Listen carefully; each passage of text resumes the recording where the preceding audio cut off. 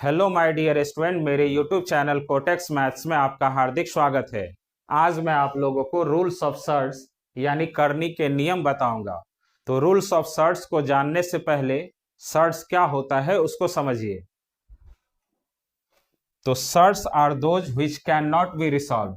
Shirts वो है जिसे पुनः हल नहीं किया जा सकता, यानी सर्ट्स वो होते हैं जिसे दोबारा सॉल्व नहीं कर सकते।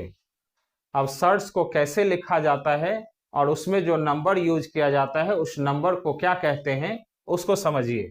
तो इस सर्कल के अंदर जो लिखा हुआ है इसको रीड करते हैं यानी पढ़ते हैं nth रूट ऑफ a, और इस सर्कल के अंदर जो लिखा हुआ है इसी को सर्ट्स कहते हैं, यानी इट इज अ सर्ट्स, यह एक करनी है।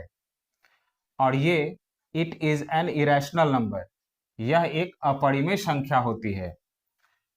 अब इसमें n और a जो यूज किया गया है इसको क्या कहते हैं उसको समझिए। तो देखिए, n को ऑर्डर ऑफ सर्ट्स कहा जाता है, यानी करनी का घात कहलाता है, और a को रेडिकेंड यानी करनी का आधार यानी बेस कहा जाता है, और इस साइन को रेडिकल साइन यानी रेडिकल सिंबल यानी करनी का चिन्ह कहा जाता है। अब इसमें n और a जो नंबर यूज किया जाता है वो नंबर कौन कौन सा नंबर होना चाहिए उसको समझिए। तो n is the natural number, तो n एक प्राकृतिक संख्या होनी चाहिए। तो नेचुरल नंबर क्या होता है? तो काउंटिंग नंबर को ही नेचुरल नंबर कहा जाता है, यानी गिनती के संख्या को ही नेचुरल नंबर कहते हैं। और n ग्रेटर देन 1, और ये n 1 से बड़ा होना चाहिए। और a is positive rational number, यानी a एक परिमेय संख्या होनी चाहिए। तो रैशनल नंबर क्या होता है? तो जिसे p बाई क्यू के फॉर्म में लिखा जा सकता हो। अब मैं आपको इसको एग्जाम्पल से समझाता हूं। तो देखिए, सर्ट्स को समझाने के लिए मैं दो एग्जाम्पल लिया हूं, जिसमें फर्स्ट एग्जाम्पल है फोर्थ रूट ऑफ 16 और सेकेंड एग्जाम्पल है क्यूब रूट ऑफ 5। तो अभी मैं आपको बताया कि सर्ट्स वो होता है जिसको दोबारा सॉल्व नहीं कर सकते। तो इन दोनों में से कौन सर्ट्स है और कौन सर्ट्स नहीं है? तो फर्स्ट एग्जांपल देखिए, फोर्थ रूट ऑफ 16, इसको सॉल्व कर सकते हैं, इसीलिए ये it is not a surds, यह करनी नहीं है। कैसे नहीं है? तो देखिए, फोर्थ रूट ऑफ 16, तो 16 को लिख सकते हैं 2 टू द पावर 4, यानी 2 टू द पावर 4 16 ही होता है। तो 4 से फोर्थ रूट कैंसिल हो जाएगा, तो इसको सॉल्व करेंगे तो आंसर आएगा 2। तो ये 2 सर्ट्स तो नहीं है, इसीलिए फोर्थ रूट ऑफ 16 सर्ट्स नहीं है। अब देखिए second example, cube root of 5, ये सर्ट्स है, इसलिए कि इसको दोबारा सॉल्व नहीं कर सकते, इसीलिए ये इट इज अ सर्ट्स, ये करनी है। अब ये सर्ट्स क्यों है? तो 5 किसी का क्यूब नहीं होता है, इसीलिए इसको सर्ट्स कहेंगे, और इसको सर्ट्स नहीं कहेंगे, इसलिए कि इसको दोबारा सॉल्व कर सकते हैं, इसीलिए ये सर्ट्स नहीं है, और इसको दोबारा सॉल्व नहीं कर सकते, इसलिए ये सर्ट्स है। अब मैं आपको रूल्स ऑफ सर्ट्स 1 बाय 1 समझाते चलूंगा और साथ साथ उसका एग्जाम्पल भी बताते चलूंगा। तो देखिए, फर्स्ट रूल जिसमें दिया हुआ है रूट अंडर a यानी square root of a is equal to a to the power 1 by 2, यानी रूट अंडर a को लिखा जा सकता है a to the power 1 by 2। अब इसको एग्जाम्पल से समझिए, रूट अंडर 3 यानी स्क्वायर रूट ऑफ 3 को लिखा जा सकता है 3 टू द पावर 1 बाई 2, यानी root under 3 is equal to होता है 3 टू द पावर 1 बाई 2। अब सेकंड रूल देखिए जिसमें दिया हुआ है nth root of a is equal to a to the power 1 by n। अब इसको भी एग्जाम्पल से समझिए, क्यूब रूट ऑफ 2, तो क्यूब रूट ऑफ 2 को लिख सकते हैं 2 टू द पावर 1 बाई 3, यानी cube root of 2 is equal to होता है 2 टू द पावर 1/3। अब थर्ड रूल देखिए, जिसमें दिया है root under a to the power n. तो रूट अंडर ए को लिखा जा सकता है ए टू द पावर 1/2 और whole to the power n तो दिया ही हुआ है। अब इसके बाद पावर को पावर के साथ मल्टीप्लाई करेंगे तो ए टू द पावर n/2 हो जाता है।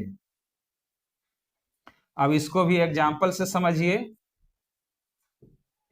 Root under 3 to the power 5, तो रूट अंडर 3 को लिख सकते हैं 3 to the power 1/2 whole to the power 5। अब पावर को पावर के साथ मल्टीप्लाई करेंगे तो हो जाएगा 3 टू द पावर 5/2, यानी root under 3 to the power 5 को लिखा जा सकता है 3 टू द पावर 5/2। अब देखिए फोर्थ रूल, जिसमें दिया है root under a to the power n is equal to root under a to the power n. अब इसको भी एग्जाम्पल से समझिए। Root under 3 to the power 5, तो इसको लिख सकते हैं root under 3 to the power 5।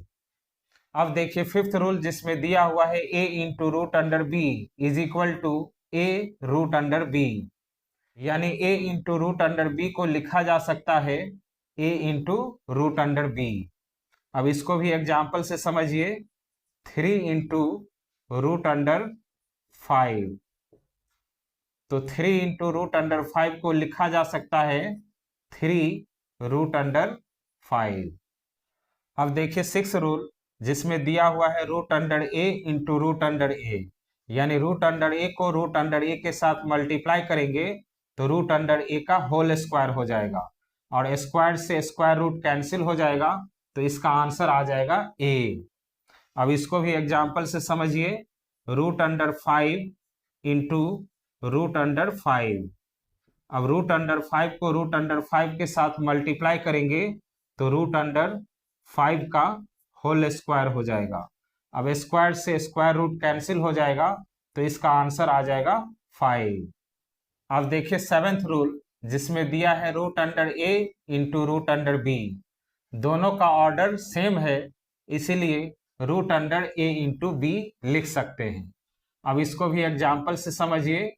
Root under 2 into root under 3, इन दोनों में स्क्वायर रूट है, यानी दोनों का ऑर्डर सेम है, तो दोनों को मल्टीप्लाई करके रूट अंडर 2 इंटू 3 यानी रूट अंडर 6 लिख सकते हैं।